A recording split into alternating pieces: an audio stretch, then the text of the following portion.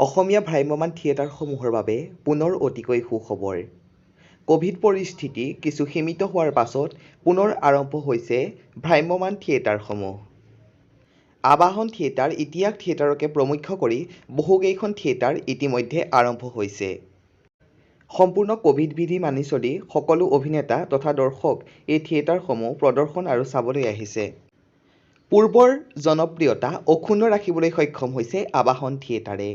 এইবাৰ আবাহন থিয়েটাৰৰ মঞ্চত ৩খন নাট জয়মতী, মধুবালা আৰু গৃহবন্দিনীয়ে ইতিমধ্যে দৰ্শকৰ পৰা বহুত সমাদৰ লাভ কৰিবলৈ সক্ষম হৈছে। প্ৰস্তুতি পৰাশৰবাৰ দুৰ্দান্ত অভিনয়ত জয়মতী প্ৰাণ পাই উঠিছে। সতী জয়মতীৰ জীৱন গাথাক অতি সুন্দৰভাৱে উপস্থাপন কৰিছে জয়মতী নাটকখনৰ জৰিয়তে।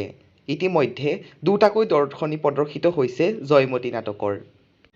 নাৰীকেন্দ্ৰিক নাটক গৃহবন্দিনীয়ে ইতিমধ্যে দৰ্শকৰ পৰা ব্যাপক সমাদৰ লাভ কৰিবলৈ সক্ষম হৈছে।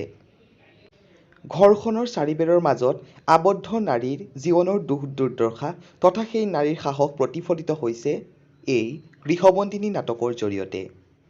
প্ৰস্তুতিবাকে প্ৰমুখ্য কৰি সকলো অভিনেতাৰ অভিনয়ে দৰ্শকক মন্ত্ৰমুগ্ধ কৰি পেলাইছে আৰু দৰ্শকে হাত চাপৰিৰে তেওঁলোকক শুভেচ্ছা জ্ঞাপন কৰিছে। যদিও শিল্পীসকলে প্ৰথমতে নিৰাশ হৈছিল ক'ভিড পৰিস্থিতিৰ বাবে, কিন্তু বৰ্তমান দৰ্শকে যিদৰে সঁহাৰি আগবঢ়াইছে তেওঁলোক অতিকৈ আনন্দিত হৈছে। মধুবালাও হৈছে আবাহন থিয়েটাৰৰ মঞ্চত প্ৰতিফলিত হোৱা এখন মঞ্চ সাফল্য নাট।